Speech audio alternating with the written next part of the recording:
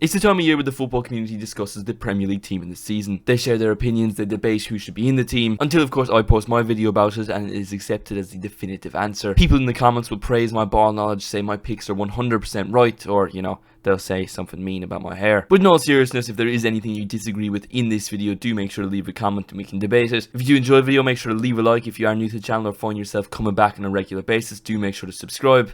And let's get into it. In goals, I'm going Jordan Pickford. He has been fantastic for Everton this season. He's kept the second most clean sheets, only David Raya with more. And you consider the fact he's playing in Everton's defensive team that was in the relegation battle for the majority of the season. In my mind, throughout the entirety of the season, I can only think of one bad game. That was a few weeks ago against Chelsea, where he conceded 6 goals and made a few mistakes. But other than that, I think he has been fantastic. 117 saves, 14 clean sheets. It's been a fantastic season for Jordan Pickford. He's undoubtedly England's #1, and he's undoubtedly my #1 for the Premier League team of the season. Right back, I'm going Diogo Dalot. He's had a very good season for Man United. In my opinion, he's been Man United's best player, which admittedly isn't that hard. They've had a bad season, but Dalot has definitely had a good one. He's gone up levels. It's definitely the best season of his career, and I think after years at the club, he's established himself as one of the first names on the team sheet. Another reason why Dalot has gotten into this team, there's not a lot of competition. There hasn't been a lot of standout right backs, maybe bar Ben White, but for me, Dalot has been slightly better than White. The first centre back, I'm going with Saliba. I don't think there's any doubt. He's been incredible. He's been absolutely amazing for Arsenal. He's got man of the match in almost all of their big games this season. He's just been that important for them. It's crazy to think maybe 2 years ago Arsenal were considering selling him to the French league, and now he's been performing at a world-class level week in, week out for Arsenal, and has become their best defender. The Arsenal defence all round has been immense this season. His partnership with Gabriel has been incredible. However, he won't be partnered by Gabriel in this team because I'm going to go with Virgil van Dijk. Van Dijk has been back to his best this season. He became Liverpool captain and he has been incredible throughout the season, and I know the last few weeks have been rough for Liverpool. It has been frustrating, but most of the problems in recent weeks have come from lack of clinicality from Liverpool. It's not on the defensive standpoint. I don't think Virgil van Dijk has quite been the 2019 Ballon d'Or winner Van Dijk, but I don't think he's been far off it. He's definitely got back to his best this season. He definitely tried his best in Liverpool's short-lived push for a quadruple. Left back, I'm going Anthony Robinson. Bit of a strange pick, but his numbers are quite good. He has the most interceptions in the Premier League this season. He's been really good defensively and attacking. He's been a really underrated player for Fulham this season, and also the state of left backs in the Premier League is dire. When you think about the best Premier League left back this season, no one really comes to mind. I mean, Robertson's played well when he's played for Liverpool, but he was injured for half the season.